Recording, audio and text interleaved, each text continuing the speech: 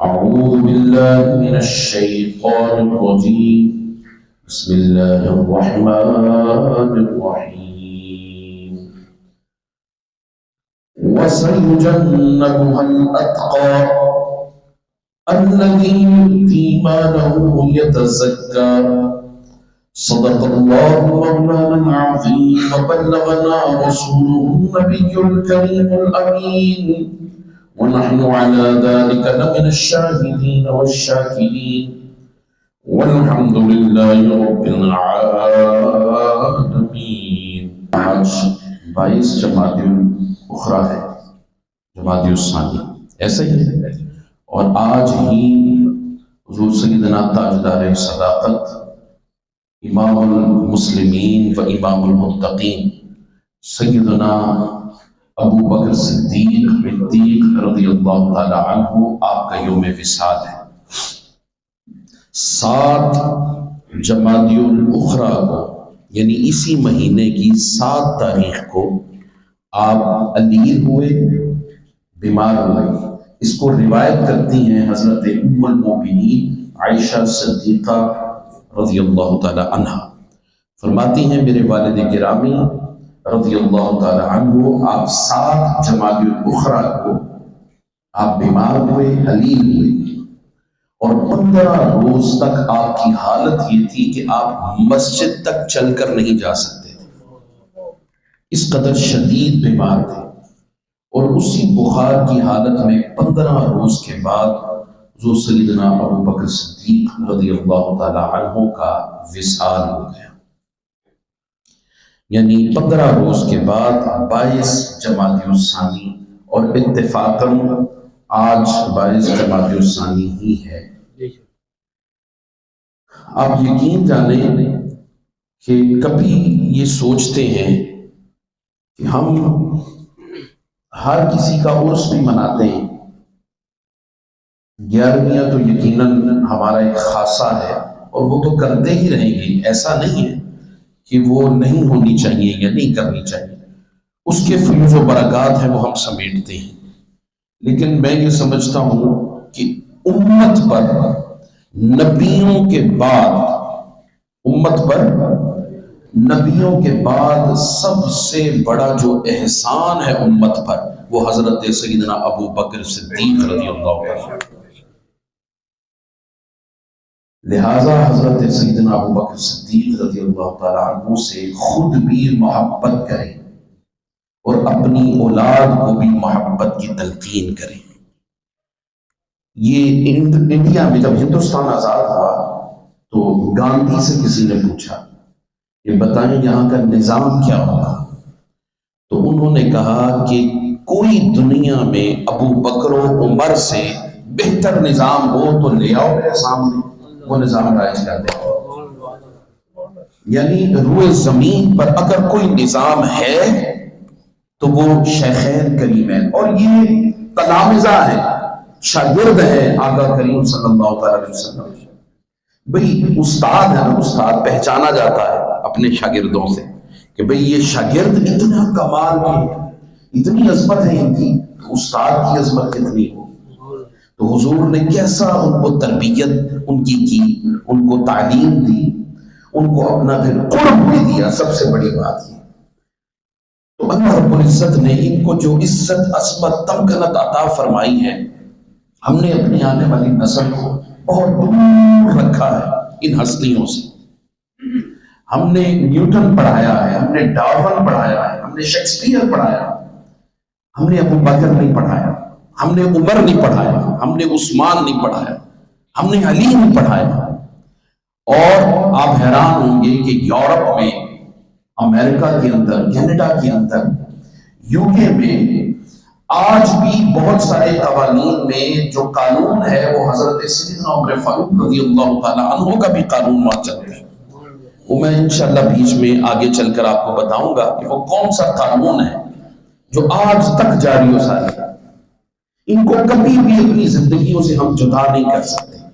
آپ کبھی تاریخ اٹھا کر دیکھ لیں، سیدنا ابو بکر صدیق رضی اللہ تعالیٰ عنہ نے اپنی خلافت کا زمانہ صرف اور صرف 2 سال 2 مہینے اور چند دن، 2 سال 2 مہینے اور چند دن آپ کی خلافت کا زمانہ ہے، اور ایسا انقلاب بپا کیا کہ روئے زمین پر ویسا انقلاب تصور بھی نہیں کیا جا سکتا کہ سیدنا عمر فاروق رضی اللہ تعالیٰ عنہ جیسے بڑے جرری، بہادر، دلیر، شجاع، کہ جن کے فیصلوں پر اللہ پاک نے قرآن کی آیتیں نازل کی ہیں. سیدنا عمر فاروق فیصلہ فرماتے تھے، اللہ کی آیت آ جاتی ہے، ہاں عمر نے ٹھیک کہا، عمر کا یہ فیصلہ. وہ عمر فاروق رضی اللہ تعالیٰ عنہ کہنے لگے کہ اگر حضور کے ظاہری وصال کے بعد ابو بکر صدیق نہ ہوتے تو خدا کی قسم ہمارا وجود ہی نہ ہوتا، ہم برباد ہو جاتے.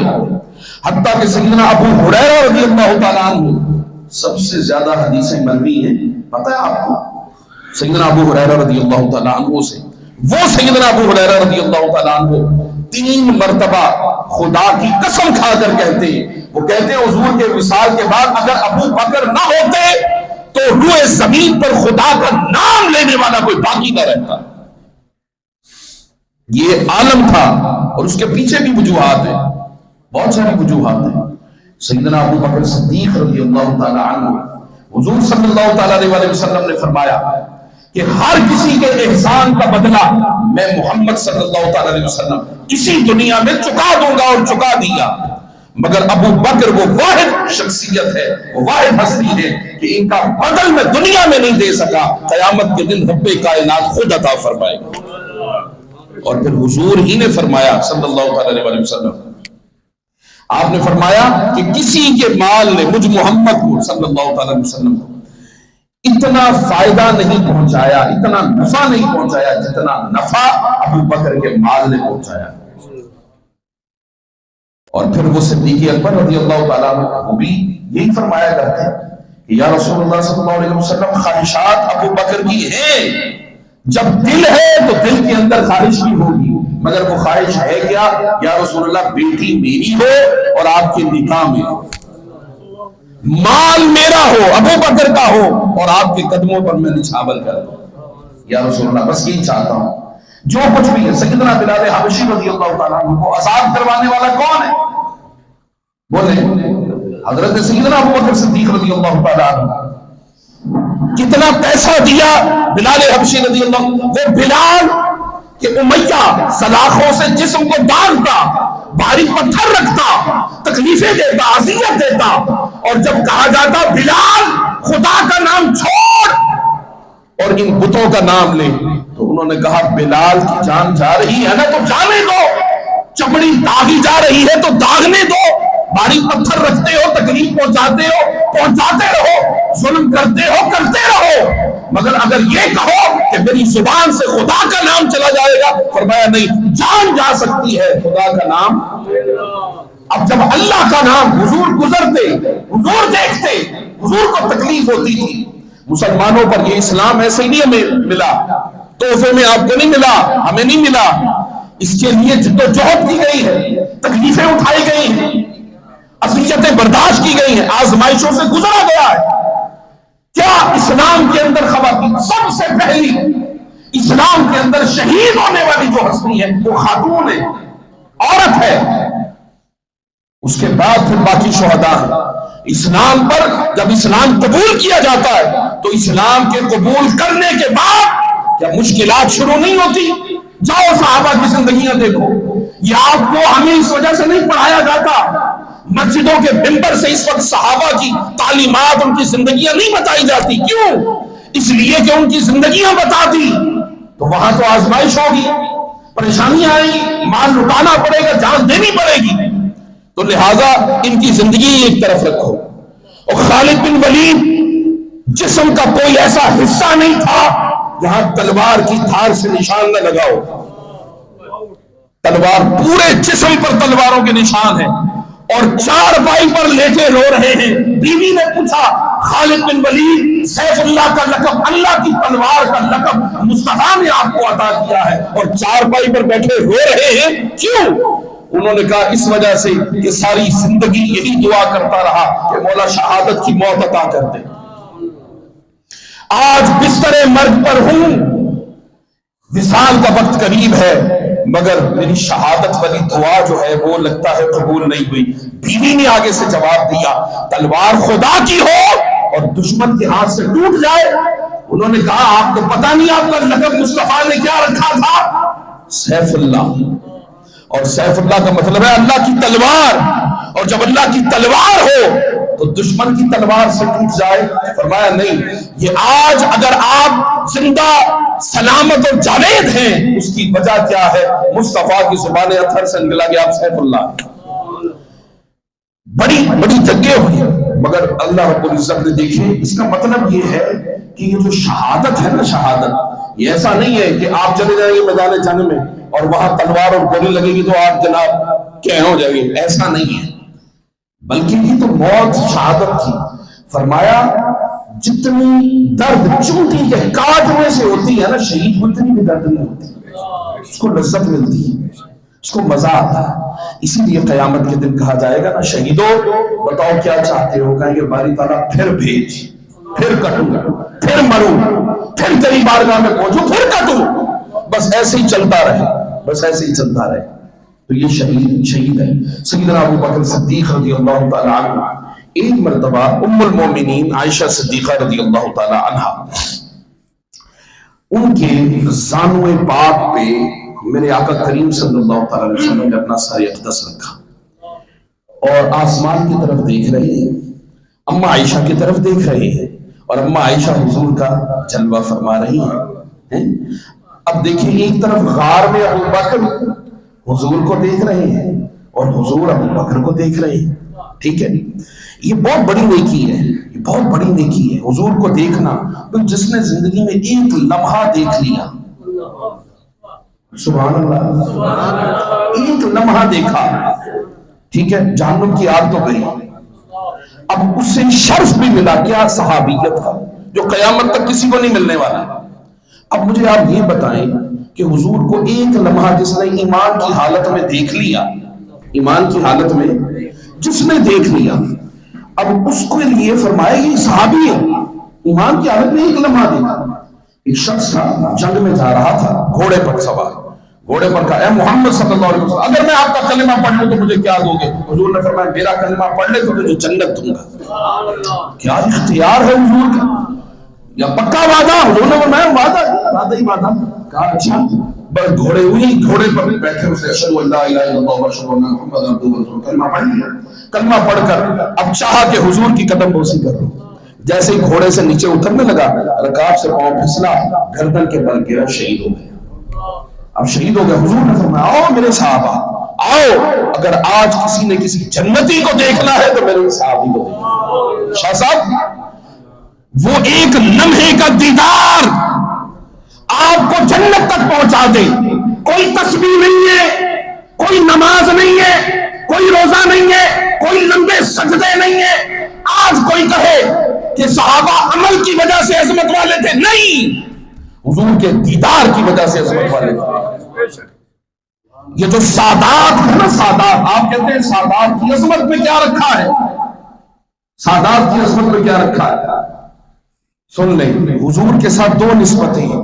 ایک نسبت ہے نسبت خارجی, ایک نسبت ہے نسبت داخلی.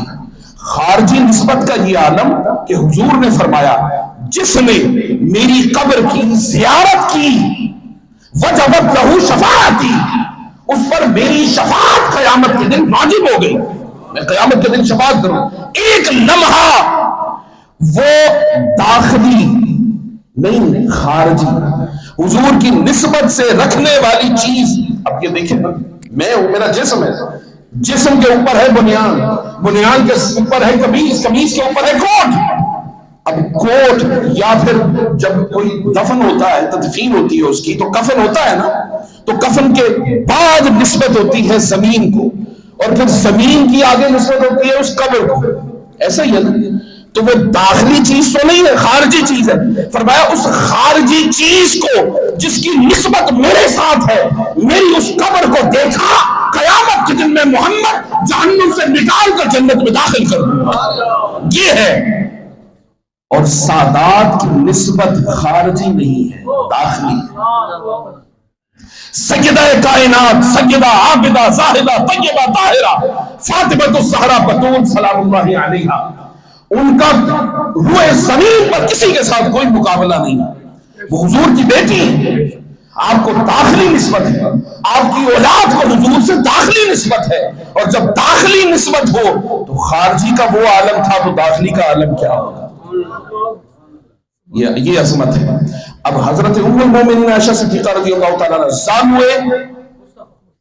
زانوے اما عائشہ اور سر انور میرے آقا کا صلی اللہ علیہ وسلم دیکھ رہے ہیں۔ اب دیکھ رہے ہیں ابو بکر غار میں اور بیٹی گھر میں، اب دیکھ رہے ہیں دیدار، اسی لیے تو فرمایا نا ابو بکر، یہ آگے پوری روایت سنیں، پوچھا یا رسول اللہ صلی اللہ علیہ وسلم یہ آسمان کھلا ہے، اتنے تارے، ان تاروں کے برابر بھی کسی کی نیکیاں ہو سکتی ہیں؟ حضور نے فرمایا ہاں میرے عمر کی نیکیاں ہیں۔ اچھا عمر کی اتنی نیکیاں؟ تھوڑا سا نا ذرا افسردہ ہوئی تو حضور نے مسکرا کر پوچھا عائشہ کیا ہوا؟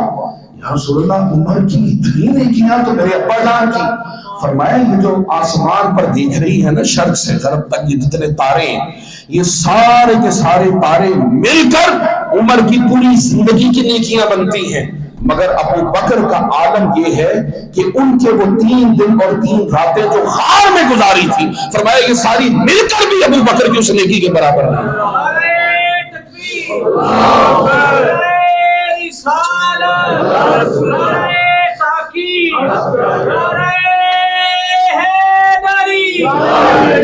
اب جب حضور کا وصال ہو گیا تو وصال کے بعد سیدنا عمر فاروق رضی اللہ تعالیٰ عنہ اپنے سے باہر ہو گئے، انہوں نے تلوار نکالی، خبردار اگر کسی نے کہا حضور کا وصال ہو گیا، خبردار کسی نے کہا حضور کا وصال ہو گیا، میں اس کی گردن اڑا دوں گا، حضور زندہ ہے۔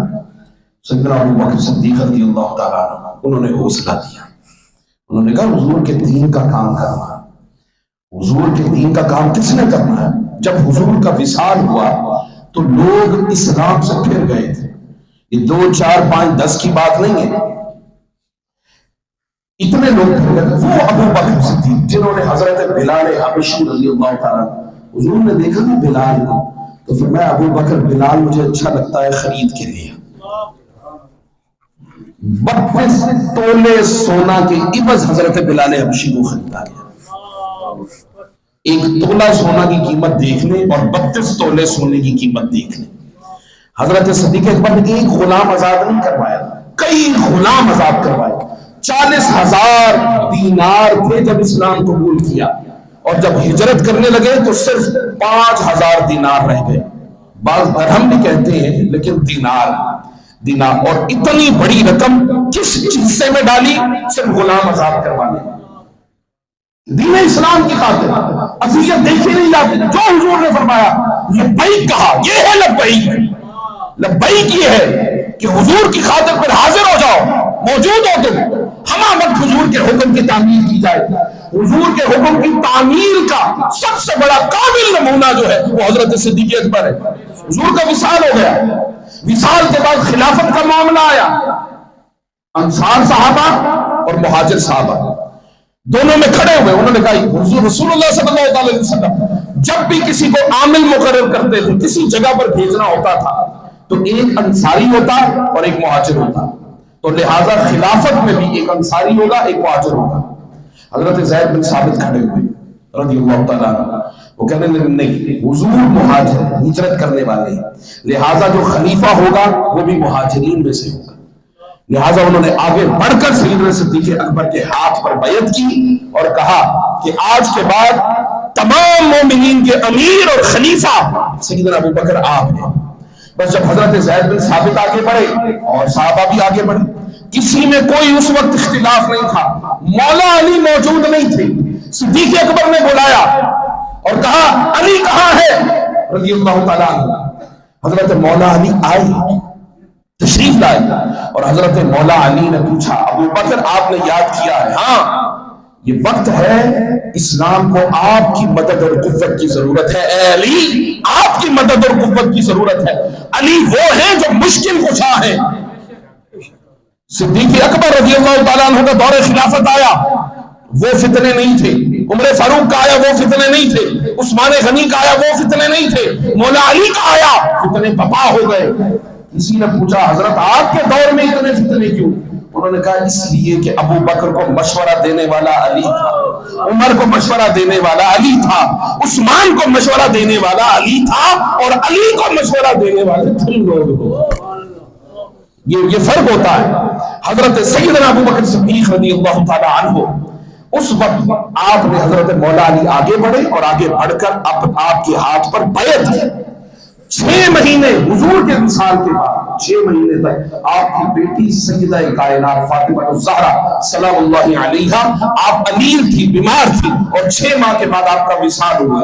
اب حضور کی بیٹی سب سے عزیز تر ہے حضرت مولا علی کو، آپ کی زوجہ بھی ہے، حسنین کریمین کی والدہ بھی ہے، لہٰذا آپ 6 مہینے تک ان کی تیمارداری میں رہے۔ لوگوں نے کہا کہ شاید مولا علی اس بات سے راضی نہیں ہے۔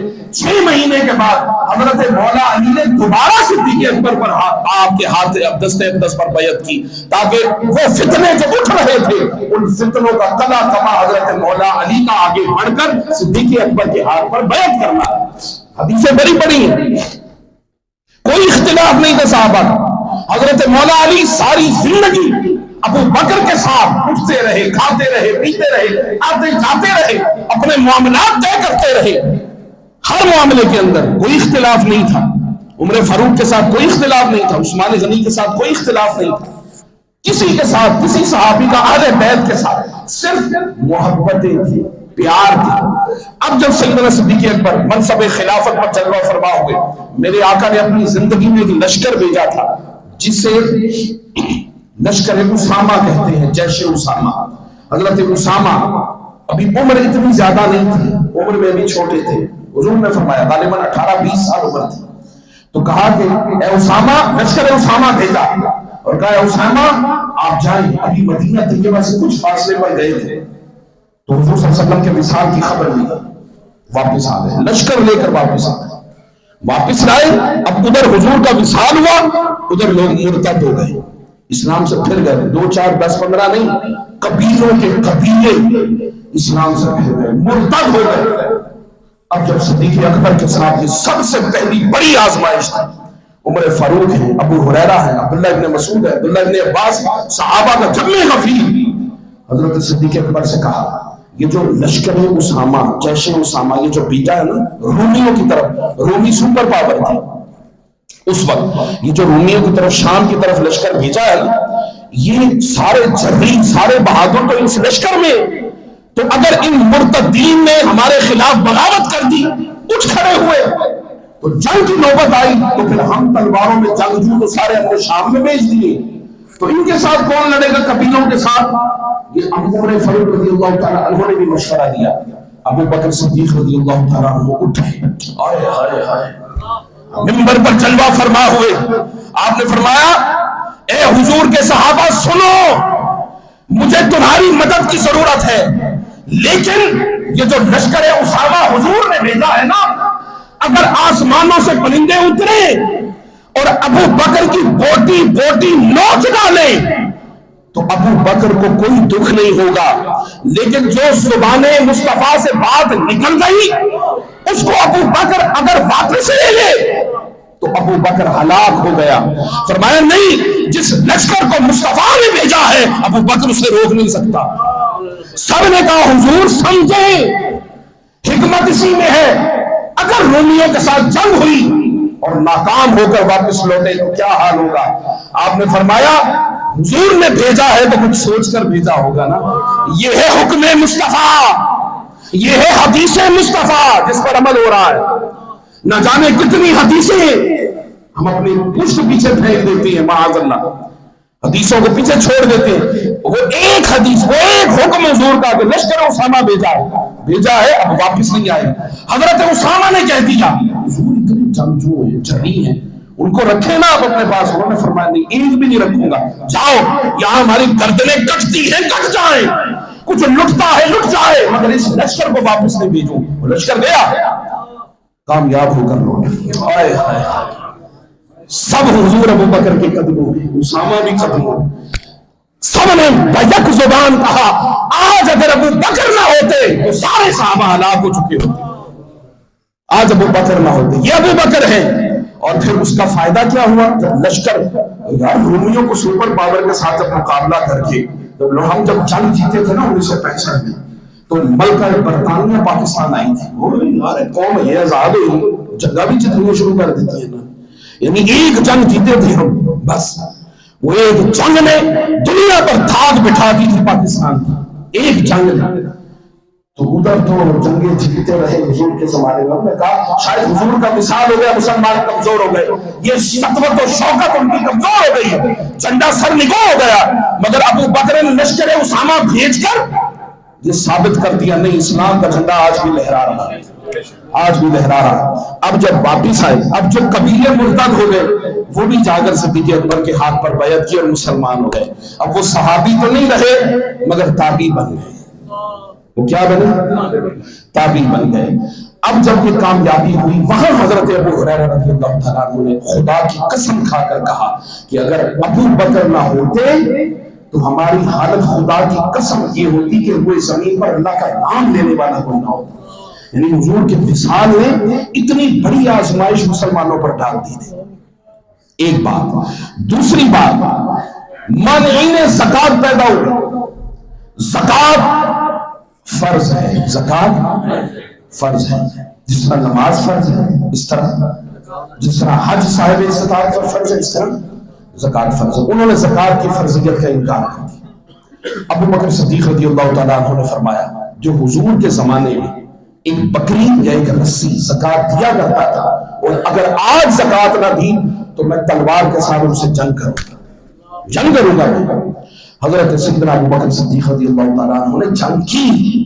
جس نے زکات نہ دی اس کے خلاف جنگ کی، اس کا سر قلم کیا. اگر صدیق اس وقت بھی عمر فاروق اٹھے تھے، اس وقت بھی کہا کہ جو کام حضور کے زمانے میں نہیں ہوا ابو بکر آپ کر رہے ہیں، زکات نہ دینے والوں کی آپ سر قلم کریں گے. تو اس وقت حضرت عمر فاروق رضی اللہ تعالیٰ عنہ نے کہا اگر یہ فیصلہ ابو بکر نہ کرتے تو آج دین کے اندر زکات دینے والا ہی نہ ہوتا. اور اگر زکات کا انکار ہوا تو کل کو کوئی نماز کا انکار کر سکتا تھا، حج کا انکار کر سکتا تھا، روزے کا انکار کر سکتا تھا. یہ اس کا کنا کما کرنے والا کون تھا؟ حضرت ابو بکر صدیق رضی اللہ تعالیٰ عنہ. آپ دین کی سطوت و شوکت اگر باقی ہے تو اس کے پیچھے کون سی قوت ہے؟ حضرت صدیق اکبر رضی اللہ تعالیٰ عنہ. دو چیزیں. تیسری چیز، مسلمہ کذاب نے، قریب قبیلہ تھا عرب کا، وہاں پر جھوٹا دعویٰ نبوت کر دیا. اس نے جھوٹا دعویٰ نبوت حضور ہی کے زمانے میں کر دیا اور کہا تھا کہ اتنا حصہ عرب کا اے محمد صلی اللہ علیہ وسلم آپ نبی بنے رہے اور اتنے حصے پر میں نبی بنا رہا تھا. بدبخت، وما ارسلناک الا رحمۃ للعالمین، میں تو تمام جہانوں کے لیے رحمت بن کر آیا، تو عرب کی حصوں کی بات کرتا ہے. اب وہ وقت آ گیا کہ حضرت ابو بکر صدیق رضی اللہ تعالیٰ عنہ کے زمانے میں اس نے کہا آج کے بعد نماز میری شریعت کے اندر اس کا کوئی وجود نہیں ہے، زکات کوئی وجود نہیں ہے. بھئی لوگ مال جمع کرنے والے وہ اس کے ساتھ ہو گئے. آج بھی اصل ہوتا ہے، جس کے پاس مال ہے بدماش ہے، ہر کوئی کہتا ہے میرا اس کے ساتھ تعلق ہے، میرا جناب اس کے ساتھ تعلق. جو امیر آدمی کوئی نہیں کہتا یار میرا کوچی میرا چاچے کا منڈا ہے، کوئی کہتا یار فلاں بندہ سبزی بناتا میرا، کدی نہیں، میں نہیں سنیا کدی بھی یار کدی غریب نے بھی اپنی نسبت دی ہے وہ تسی امیر ہو گئے. تو حضور صلی اللہ علیہ وسلم نسبتیں دیا کرتے تھے. یہ بلال میرا ہے، کالا تو کیا میرا ہے. اور یار وہ بلال کہ شب معراج حضور جائیں اور بلال کی جوتیوں کی کھنکھناہٹ حضور سنے، جہاں حضرت جبرائیل امین نہ پہنچے وہاں بلال کی جوتیوں کی آواز پہنچ جائے.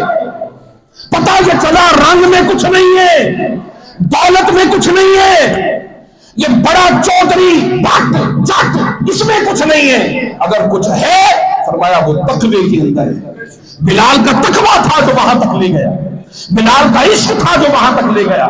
اور صرف خالی بلال نہیں، فرمایا وہ بلال کی آواز تو نیچے تھی جو رہ گئی. میں اللہ کی بارگاہ میں پہنچا، میرا رف تھا نا، رف سواری سیٹ، وہ جب اوپر پہنچی تو وہاں پر فرمایا دائیں نور بائیں نور آگے نور پیچھے نور، پتہ نہیں وہاں آگے پیچھے بھی تھا کہ نہیں تھا، دائیں بائیں بھی تھا کہ نہیں تھا، اور دائیں بائیں آگے پیچھے تو یہاں ہے، وہاں کہاں لا مقام ہے؟ فرمایا مقام سے لا مقام میں داخل ہوا، آواز آئی قف یا محمد ان ربک یصلی، اے محمد صلی اللہ علیہ وسلم رک جائیے، آپ کا رب آپ پر صلاۃ پڑھ رہا ہے۔ حضور نے فرمایا معلوم ہے وہ آواز کس کی تھی؟ خدا بولا تو ابو بکر کی آواز، وہ ابو بکر کی آواز۔ ہاں دل کو تسلی ہوگی، کیونکہ حضور کو بھی تسلی ہوتی ہے نا، حضور کو تسلی ہوئی ابو بکر کی آواز۔ تو ابو بکر کی پہنچ کہاں سے کہاں تک ہے، اڑان کہاں سے کہاں تک ہے، تمہارے فٹے، تمہارے گز، تمہارے میٹر زمین پر رہ جائیں، خدا کی قسم ابو بکر کی عظمت کو نہیں کوئی پہنچ سکتا، کوئی نہیں پہنچ سکتا، کوئی پہنچ ہی نہیں سکتا۔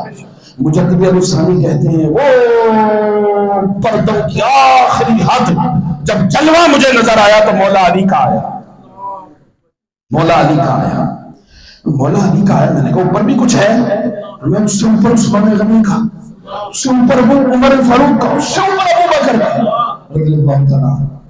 یہ ابو بکر، عمر، عثمان، علی، یہ وہ ہستیاں ہیں۔ حضرت سیدنا ابو بکر صدیق رضی اللہ تعالیٰ عنہ جس وقت مسلمہ کذاب نے جھوٹا دعویٰ کیا نبوت کا، تو اس کے گلا کما کرنے کے لیے صدیق اکبر اٹھے، انہوں نے فرمایا ختم نبوت مصطفیٰ کی بات آئی ہے، حضور کی نبوت پر حرف آیا ہے، اس پر ابو بکر پیچھے نہیں رہے گا۔ حضرت صدیق اکبر نے لشکر تیار کیا، حضرت خالد بن ولید بھی اس میں تھے۔ فرمایا اس طرح حالت یہ تھی کہ مسلمانوں کو پتہ نہیں چلتا تھا، گمسان کی جنگ تھی نا، پتہ نہیں چلتا تھا اپنا کون ہے پرایا کون۔ مسلمہ کذاب کے لشکر سے آواز آتی نعرہ تکبیر، مسلمانوں کے لشکر سے آواز آتی نعرہ تکبیر، آواز آتی وہ بھی اللہ اکبر، وہ بھی اللہ اکبر۔ خالد بن ولید انہوں نے کہا حضور کے زمانے میں اتنے کمزور نہیں تھے، آج خلافت صدیق اکبر ہے، کمزور پڑ گئے، کیا وجہ ہے؟ انہوں نے کہا حضور ادھر سے بھی اللہ اکبر لا الہ الا اللہ اور ادھر سے بھی لا الہ الا اللہ، انہوں نے کہا اپنا نعرہ بدل دو۔ کہا پھر کیا کریں؟ فرمایا وہ نعرہ لگاؤ جو تمہاری نشانی ہے، جو تمہاری علامت ہے۔ کہا حضور ہماری علامت کیا ہے؟ کہا کہو یا محمد، حدیثوں میں موجود ہے۔ وہ کہتے ہیں حضور کے وصال کے بعد کہاں ہے یا محمد؟ یہ لوگ مسلمہ کذاب کے لشکر میں خالد بن ولید کھڑے ہو کر مسلمانوں سے نعرہ رسالت لگوا رہے ہیں۔ سب نے کہا یا رسول اللہ، جب کہا یا محمد صلی اللہ علیہ وسلم، جب کہا یا رسول اللہ، یا حبیب اللہ، تو وہ کٹتے مرتے گاجر مولیوں کی طرح ڈھیر ہو گئے، مسلمانوں کو فتح نصیب ہو گئی۔ واپس آئے صدیق اکبر 2 سال 2 مہینے اور چند دن، 2 سال 2 مہینے چند دن، یہ بنیاد رکھی۔ اس بنیاد کا عالم یہ تھا۔ آخری بات عرض کرنا چاہوں گا، یہ عمر فاروق جہاں حضور کے تربیت یافتہ ہے، اس کے بعد ابو بکر کے تربیت یافتہ بھی حضرت عمر فاروق ہے۔ قرآن کو جمع کرنے کی بات، کیونکہ لکڑی پر لکھا تھا، پتھر پر لکھا تھا، پتوں پر لکھا تھا اور چمڑے پر لکھا تھا، لوگوں کے سینوں میں قرآن تھا۔ اب جب مسلمہ کذاب سے جنگ ہوئی تو 700 کے قریب حفاظ قتل کر دیے گئے۔ سیدنا ابو بکر صدیق رضی اللہ تعالیٰ عنہ نے کہا اگر اسی طرح مسلمان حفاظ قتل ہوتے رہے تو قرآن کی حفاظت کہاں جائے گی؟ لہٰذا انہوں نے لوگوں کو جمع کیا اور فرمایا قرآن کو جمع کرنا۔ پھر قرآن کو جمع کرنا شروع کیا۔ سب سے پہلے جامع القرآن حضرت صدیق اکبر رضی اللہ تعالیٰ عنہ ہے۔ جب وہ جمع کر رہے تھے تو عمر فاروق نے کہا وہ بدعت جو حضور کے زمانے میں کام نہیں ہوا وہ کریں گے؟ انہوں نے فرمایا واللہ خیر، خدا کی قسم یہ کام تو بدعت ہے مگر خیر ہے۔ تو حضرت عمر فاروق بھی شاگرد رہے ہیں حضرت صدیق اکبر رضی اللہ تعالیٰ عنہ کے، اور عالم یہ ہے صدیق اکبر کا رضی اللہ تعالیٰ عنہ اور ان کے شاگردوں کا آگے عالم یہ ہے کہ سیدنا عمر فاروق رضی اللہ تعالیٰ عنہ گشت کرتے تھے رات۔ آپ نے سنا پڑھا چھوٹی کلاسز میں، اب تو پتہ نہیں پڑھایا جاتا ہے کہ عمر فاروق رضی اللہ، یہ بات سنیں بچے خاص طور پہ، عمر فاروق رضی اللہ تعالیٰ عنہ گشت کر رہے ہیں، پھر رہے ہیں، کسی بچے کے رونے کی آواز ہے۔ آپ نے ایک قانون نافذ کیا تھا کہ بیت المال سے جو مال ہوگا وہ نادار غریب، بے سہارا، بیوہ، ان لوگوں کو ان کی مدد کی جائے گی، اور جن کا قرضہ ہے، مقروض ہے، ان کے قرضے کی ادائیگی کا ذمہ حکومت لے گی۔ یہ یاد رکھ لیں، یہ شاید آپ کو پتا ہے کہ نہیں پتا، اسلامی حکومت کے اندر مقروض کا قرضہ اتارنے کی ذمہ داری بھی حکومت کی ہوتی ہے۔ دیکھ لو قرضے حکومت کو کچھ پوچھا جا رہا ہے، تاکہ ذہنوں کو مان کے بھی نہیں، میرا خیال 50 سال سے انہاں کو کچھ پڑیت سے لگ جان گے۔ اچھا چلو آگے چلتے ہیں۔ اب حضرت عمر فاروق رضی اللہ عنہ گشت کر رہے ہیں، آپ نے ایک قانون نافذ کیا، آپ نے فرمایا جو بچہ، میری آواز صحیح آ رہی ہے، فرمایا جو بچہ ماں کا دودھ چھوڑے گا، تو چونکہ ماں باپ دو تھے، اب بچہ پیدا ہو گیا، جب بچہ پیدا ہو گیا تو کتنے ہو گئے؟ 3، تو ذمہ داری بڑھ گئی، خرچہ بڑھ گیا، خرچہ بڑھ گیا۔ اب سب سے زیادہ اللہ پر توکل رکھنے والوں کا عالم یہ ہے، سب سے زیادہ توکل رکھنے والوں کا، انہوں نے کہا اب بچے کا ذمہ جب تک ماں کا دودھ پیتا تھا اس وقت تک تو ٹھیک ہے، اللہ نے ایک نظام بنایا تھا ماں کا دودھ پی رہا ہے، اب جب دودھ چھڑوا دیا اب اس کی ذمہ داری کون لے گا؟ عمر فاروق رضی اللہ تعالیٰ عنہ نے کہا میں لوں گا، حکومت لے گی، حکومت نے ذمہ داری لے لی۔ جب تک بچہ جوان نہیں ہو جاتا 10 12 15 سال کا تو خرچہ کون کرے گی؟ حکومت کرے گی، ماں باپ پر بوجھ نہ پڑے، ٹھیک ہے۔ اب کیا ہوا، سیدنا عمر فاروق گشت کرنے لگے، رات کو نکلے، کسی بچے کے رونے کی آواز آئی، انہوں نے کہا یہ بچہ کیوں رو رہا ہے؟ ان کا پیٹ میں درد ہوگا، سر میں درد ہوگا، یہ بچہ کوئی مسئلہ ہو۔ تھوڑی دیر بعد پھر گزرے، بتاتے نہیں تھے میں عمر ہوں، پھر آواز آئی، پھر آواز آئی، جب 3 مرتبہ آواز آئی تو گھر کا دروازہ کھٹکھٹایا، ماں باپ باہر ہے، انہوں نے کہا کیا بات ہے، بچہ کیوں رو رہا ہے؟ یار حکمرانوں کو بچوں کے رونے کی اتنی فکر تھی، کہا بچہ کیوں رو رہا ہے؟ انہوں نے کہا کہ اس وجہ سے کہ امیر المومنین عمر فاروق رضی اللہ تعالیٰ عنہ نے جو قانون بنایا ہے وہ یہ ہے کہ بچہ ماں کا دودھ چھوڑے گا تو پھر وظیفہ دیا جائے گا، اس سے پہلے وظیفہ نہیں دیا جائے گا، لہٰذا ماں دودھ چھڑا رہی ہے تاکہ وظیفہ ملے، پیسے ملے، حالانکہ قانون کی خلاف ورزی کوئی کرے نا تو پھر سزا ہوتی ہے۔ عمر فاروق رضی اللہ تعالیٰ عنہ نقاب اٹھایا اور رو پڑے، انہوں نے کہا عمر تو برباد ہو گیا، عمر کتنی ماں کے بچے تمہیں رلا دیے، اے عمر تجھے فکر نہ ہوئی، تمہیں جواب دینی ہونا اللہ کی بارگاہ میں، معلوم نہیں فقط وظیفے کی خاطر کتنی مائیں بچوں کو ان کے حق سے محروم کر رہی ہیں تاکہ ہمیں وظیفہ ملے۔ سیدنا عمر فاروق رضی اللہ تعالیٰ عنہ نے کہا گھبراؤ نہیں، وہ عمر آج تمہارے سامنے کھڑا، صبح گئے منصب خلافت پر جلوہ فرما ہوئے، امیر المومنین نے اعلان کر دیا، فرمایا اب ماں کو ضرورت نہیں ہے بچوں کو دودھ چھڑانے میں، بلکہ بچہ پیدا ہوتے ہی بیت المال سے بچے کا وظیفہ شروع کر دو، بچے کا وظیفہ شروع کر دو۔ آج اسلامی حکومتیں ہیں یہاں پر، مگر بچوں کے پیمپر کا خرچہ پورا نہیں ہوتا، پیمپر کا خرچہ پورا نہیں ہوتا۔ اب سنیں، شاید یہ بھی اس طرف اشارہ کرنے لگے، اب سنیں، اب یہ جو قانون ہے اس کو کہتے ہیں عمر لا۔ پاکستان جب آزاد ہوا، پاکستان آزادی ملی تو وہ پہنچے برطانیہ کے اندر، وائٹ چیپل ایک جگہ ہے، وائٹ چیپل، وہاں بنگالی وغیرہ میں بھی دیکھ کر آیا ہوں وائٹ چیپل۔ وائٹ چیپل پر ایک شخص تھا جو کیمبرج یونیورسٹی میں بڑے اعلیٰ عہدے پر تھا، کچھ پاکستانی ملے، انہوں نے کہا آپ کہاں سے؟ انہوں نے کہا پاکستان سے ہیں۔ انہوں نے کہا اچھا اسلامی ملک ہے آپ کا؟ انہوں نے کہا ہاں۔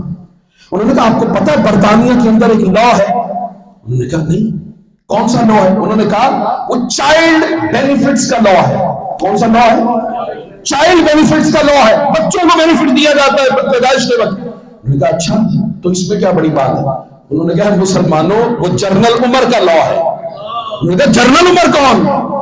انہوں نے کہا آپ کا جو عمر فاروق ہے نا امیر المومنین، ابو بکر کے بعد جو آئے تھے، کہا کہ وہ عمر ہے، عمر یہ قانون ان کا ہے جو کافروں کے دارالکفر کے اندر نافذ ہے، چلتا ہے، اس کے بینیفٹس ہیں۔ کیا بینیفٹس ہیں سنیں, it's usually paid every 4 weeks, یعنی ہر چوتھے ہفتے.